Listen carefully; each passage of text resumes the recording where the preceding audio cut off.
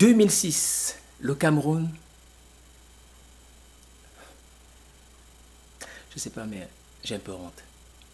Le Cameroun devient un pays pauvre, très endetté.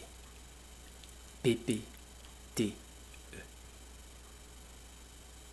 Cette place honteuse, peu enviable, va quand même permettre à Paul Biya d'obtenir de nouveaux financements par l'entremise du Club de Paris. Chers amis, où que vous soyez, comme d'habitude, je vous souhaite la bienvenue à Dans la tête de Paul Biya, numéro 28 2006. En devenant un pays pauvre et très endetté, bien évidemment, on pourrait croire que les dés sont jetés, que le sort du Cameroun est désormais laissé à lui-même. Oh que non. Paul Biya va donc signer avec la France un contrat de désendettement et de développement d'un montant de 352 milliards de francs CFA. Alors, comment ça fonctionne un contrat de désendettement et de développement? Le système est simple, c'est que le Cameroun rembourse sa dette à la France. La France récupère ce remboursement et réinvestit au Cameroun. Aussi simple que ça.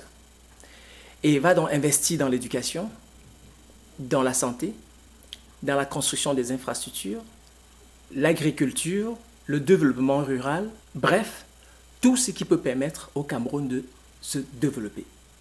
Ce système, en fait, permet donc à un pays de rembourser facilement sa dette, mais en même temps de ne pas être pénalisé parce que cet argent est réinvesti. Cela donne une bonne conscience à la France de ne pas exploiter le Cameroun. Donc, si ça va mal, regressez, devenez un pays pauvre et très endetté et obtenez les moyens. Car si vous êtes un pays en développement, bien, vous avez moins de moyens parce qu'on estime que vous avez assez de moyens pour vous émanciper. 2006, par un décret présidentiel 88-2006, Paul Biya va mettre sur pied la Commission nationale anti-corruption. Yes! Bon, vous allez me dire, ouais, mais 2006, Félix, c'est trop tard quand même. Depuis 85, on parle de la corruption, 86, 93. Oui, on a même été champion du monde, c'est vrai. Vous savez, avec Paul Biya, c'est toujours lent. La question avec Paul Biya, ce n'est pas va-t-il le faire? Il va le faire, mais c'est plutôt quand est-ce qu'il va le faire? Le Cameroun fut au palmarès des pays les plus corrompus en 98, il s'en fout. 8 ans plus tard, il crée la Commission nationale anticorruption. Donc, la Commission nationale anticorruption va ainsi, par exemple, recueillir toutes les dénonciations, les répertorier, les centraliser dans une banque de données afin de permettre bien sûr à la CONAC de pouvoir vérifier. Et c'est là où beaucoup de Camerounais vont se lâcher et beaucoup de personnes au Cameroun vont être dénoncées. On accusera tel qu'il a des biens à gauche et à droite et qu'il n'a jamais dit, on ne sait pas pourquoi il a cet argent. Donc le gouvernement va commencer à fouiller dans les comptes des gens, dans les livres des entreprises. Bien sûr, on va donc détecter un certain nombre de choses. On va même demander aux Camerounais qui ne le savent pas jusqu'en 2020, vous pouvez dénoncer tout acte de corruption. Vous avez le droit. La Commission nationale anticorruption, elle est là pour cela. Mais encore aujourd'hui au Cameroun, un passeport se faisait à 200 000 au vu et au su de tout le monde à Yaoundé. Jusqu'à ce qu'un jour, on se lève et qu'on nous dise que non, le passeport ne se fait pas à 200 000. Mais tout le monde avait intégré au Cameroun qu'un passeport express coûtait 200 000. Non, le gouvernement nous a dit non, non, non, non, ça n'a jamais existé, c'est de la corruption. Hey, Camerounais. Donc c'est de la corruption. Donc le passeport express, c'était pas légiféré par l'État. Donc c'est pas l'État qui avait décidé que ceux qui veulent aller plus vite, c'est 200 000. Ceux qui veulent prendre le temps, ce sont 15 000. Moi, j'étais convaincu que c'était légiféré. Jusqu'à ce que j'apprenne l'année dernière, en fait, en 2019, que les passeports de 200 000 n'étaient pas une décision du gouvernement du Cameroun. Et que le Cameroun n'a jamais eu de pénurie de papier, de carton.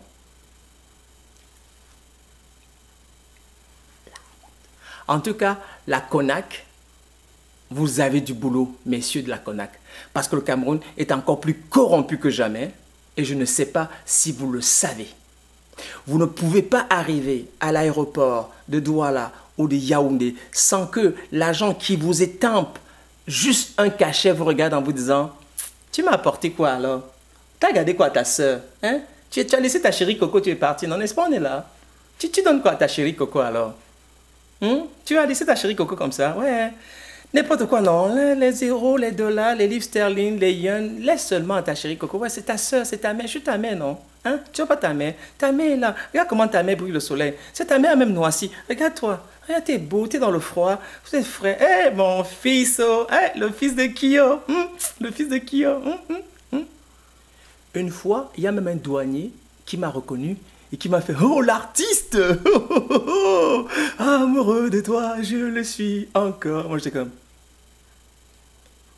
« Mais c'est pas moi. » Il m'a dit « C'est pas vous. » Mais non, c'est pas moi. Je sais pas pourquoi tout le monde pense que je ressemble à Félix, mais je lui ressemble, mais c'est pas moi. Il dit « C'est pas vous. » J'ai dit « Non, mais en tout cas, c'est pas vous, vous lui ressemblez drôlement. » J'ai dit « Ah oui ?» J'ai dit, mais je sais pas pourquoi tout le monde dit que je lui ressemble. Mais non, c'est pas moi, je suis pas un chanteur, monsieur. Regardez sur mon passeport, est-ce que c'est marqué chanteur? Non, c'est ça, je suis un homme d'affaires, moi. Je suis pas un chanteur. C'est comme cela que je me suis faufilé de la douane. Le gars, il n'a vu que du feu. Mais je suis convaincu qu'il a dû dire, je pense que j'ai vu Félix, mais il m'a pas dit la vérité. Mais c'est pas possible. On peut pas juste marcher tout le temps avec de l'argent comme ça à donner à tout le monde. Et on nous dit qu'il y a une CONAN, qu'il y a une commission nationale anticorruption. Quand les Camerounais vous quittent de l'argent sans même avoir peur que quelqu'un puisse les dénoncer. En tout cas, je me demande bien si la CONAC n'est pas elle-même corrompue.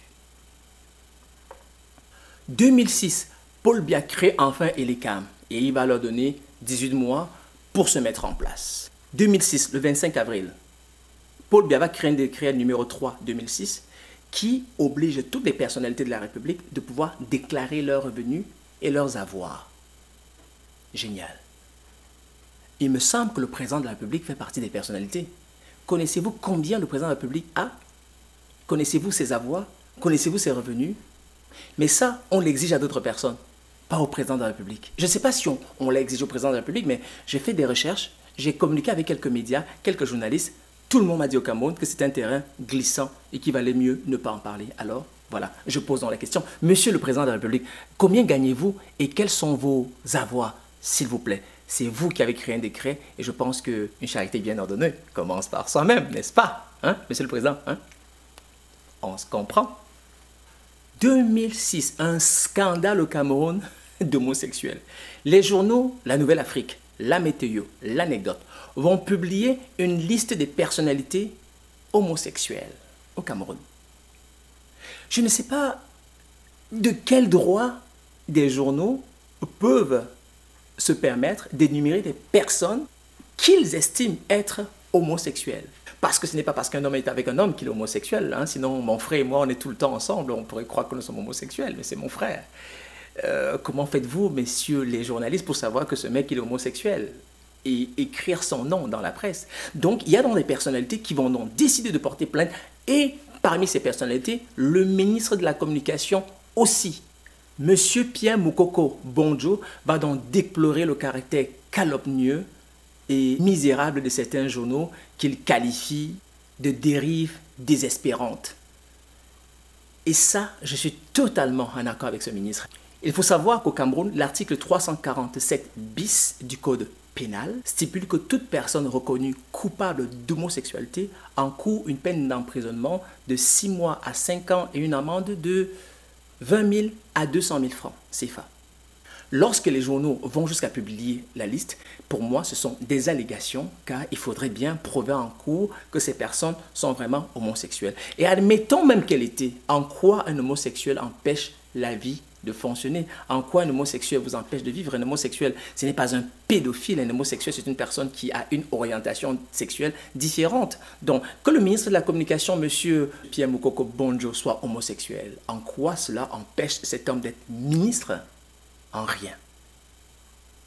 C'est totalement ridicule que de se pencher sur la question homosexuelle parce que c'est une question d'ordre privé, ça se passe dans la chambre à coucher de tous les individus. Justement, dans ce scandale d'homosexualité, le 21 août 2006, il y a un jeune Camerounais étudiant, 30 ans, Narcisse Njomo Pokam. Ce jeune étudiant de l'université de Yaoundé 1 va être défenestré de l'hôtel Hilton à Yaoundé. Lorsque la police judiciaire va ramasser son corps, ils vont se rendre compte que le pauvre Narcisse Jomo Pokam a été sodomisé, repassé au fer, tué et par la suite son cadavre jeté par la fenêtre du 8e étage de l'hôtel Hilton de Yaoundé. C'est quand même une place prestigieuse. On pourrait s'attendre à ce que de tels agissements se passent dans des bas-fonds des quartiers de Yaoundé. Non, ça se passe plutôt dans un lieu respectable. Le président de la Chambre de commerce du Cameroun, M. Dumo Monté, et qui a été nommé par le président de la République, s'il vous plaît, et qui est membre du RDPC, va corrompre tous les médias possibles afin que son nom ne soit point cité. Puisque lui, il était à l'hôtel, pas loin de la chambre où les faits se sont avérés, et on se pose donc la question, pourquoi M. Dumo Monté a-t-il payé autant de médias pour que ces derniers se taisent? Alors on pense donc qu'il y a un secret autour de cette affaire. Jusqu'aujourd'hui, beaucoup de Camerounais vivent frustrés avec leur homosexualité. Ils ne peuvent pas sortir de leur placard, ils ne peuvent pas dire qu'ils sont homosexuels. Les représailles viennent de tous les bords, donc des représailles policières, des représailles religieuses, des représailles judiciaires. Je peux le comprendre. Mais assumez votre homosexualité parce que, quel qu'en soit le cas, vous allez finir par exploser. 2006, le ministre de l'Éducation nationale, lui, Bapé Mbappé, va donc décider que le probatoire doit être suspendu. Parce qu'il se rend bien compte que beaucoup de Camerounais qui n'obtiennent pas le probatoire ne peuvent donc pas avoir accès à une classe de terminale et sont donc obligés de composer donc comme candidats libres au Tchad. Cette migration, cette quête du diplôme tchadien, bien sûr, donne de la valeur à l'office du baccalauréat tchadien, donne de la valeur aux examens tchadiens et fait passer le Tchad pour un pays qui a un meilleur système, n'est-ce pas, de baccalauréat que le Cameroun, puisque les Camerounais doivent avoir le fameux probatoire, ce que les Tchadiens n'ont pas besoin. Pour contrer cela, le ministre va donc vouloir que le probatoire soit suspendu au Cameroun, ce qui est tout à fait normal. Mais pendant que les étudiants sont contents et s'exultent parce que pour eux, l'année 2006, ce sera dans la dernière année du probatoire, et à partir de 2007, le probatoire n'existera plus. Ils vont faire marche arrière et ils iront plutôt au Tchad. Ils vont négocier avec le gouvernement tchadien d'Idriss Déby et ils vont donc plutôt demander à ce que le Tchad contraint et oblige tous les Camerounais qui veulent faire le bac tchadien d'avoir le probatoire. Finalement, les Camerounais sont piégés une deuxième fois. Voilà comment l'homme noir a le cœur noir et qui ne veut pas voir son frère évoluer. Parce que le Camerounais va chercher le bac au Tchad, le Cameroun est obligé d'aller voir le Tchad et demander à ce que le Tchad demande désormais aux Camerounais d'avoir le probatoire. Ainsi, empêcher les Camerounais d'avoir un diplôme. De toute façon, un diplôme comme on obtient pour ne rien avoir, même dans un pays où ça ne sert à rien d'être diplômé. À quoi ça sert d'être diplômé au Cameroun? Dites-moi. À quoi ça sert d'être diplômé au Cameroun? À rien. Parce que quand vous êtes diplômé au Cameroun, vous avez beau faire tout ce que vous voulez dans le monde entier, vous retournez dans ce pays, vous êtes toujours zéro. Qu'est-ce qu'un diplômé camerounais a fait au Cameroun de manière spectaculaire avec les 38 ans que Paul Biya au Cameroun? Qu'est-ce que tous les Camerounais qui ont des diplômes au Cameroun, en quoi ils ont révolutionné le Cameroun? En rien. Pourquoi? Parce que quand vous rentrez au Cameroun, il y a un système Paul Biya dans lequel vous devez fonctionner. Vous ne pouvez pas fonctionner dans ce système, out. Allez rester à l'étranger, évoluer à l'étranger. Mais tant aussi longtemps que vous rentrez au Cameroun, vous fonctionnerez dans le système Paul Biya. C'est comme ça. Et le système Paul Biya, c'est un système qui tue les diplômés.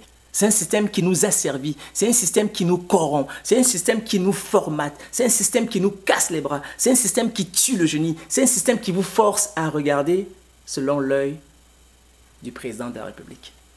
Et si le président de la République vous paye pour que vous soyez assis à ne rien faire, ben vous êtes assis à ne rien faire. Si le président de la République vous paye pour que vous attendez qu'il prenne une décision, bien vous asseyez, vous attendez qu'il prenne une décision. Si vous avez du génie dans le gouvernement camerounais et que vous voulez éclore votre génie, que vous proposez des choses, ça se peut que vous ramassez en prison. Alors, à quoi même ça sert de donner des diplômes à des gens dans un pays dont ils ne peuvent même pas évoluer et dont ils ne peuvent même pas faire profiter leur diplôme? À quoi ça sert? Vous allez les bloquer en plus pour qu'ils n'aillent pas au Tchad. Le cœur noir. Heureusement que de temps en temps, on peut sortir du pays. 26 juin 2006, l'opposant Gustave Essaka s'éteint. Il s'est présenté 2 fois aux élections présidentielles. Gustave Essaka, qui était dans le chef du parti Démocratie intégrale du Cameroun, va ainsi quitter la scène politique. Bravo mon homme. Le ministre Étienne Tsama, lui aussi, ancien ministre des Finances, ancien directeur de la BICIC, ancien ambassadeur du Cameroun au Japon, va lui aussi tirer sa révérence le 28 mars 2006 à l'hôpital central de Yaoundé. Et voilà mes chers amis, c'était donc Dans la tête de Paul Biya 2006, numéro 28. Merci beaucoup de partager et on se revoit donc dans quelques jours avec une nouvelle rubrique de l'année 2007. Portez-vous bien.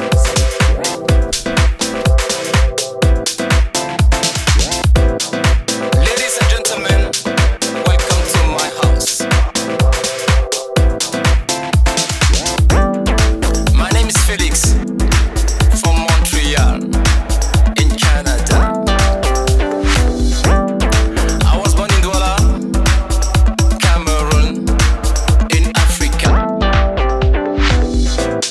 I was in Belmont when my girlfriend called me and said it's over.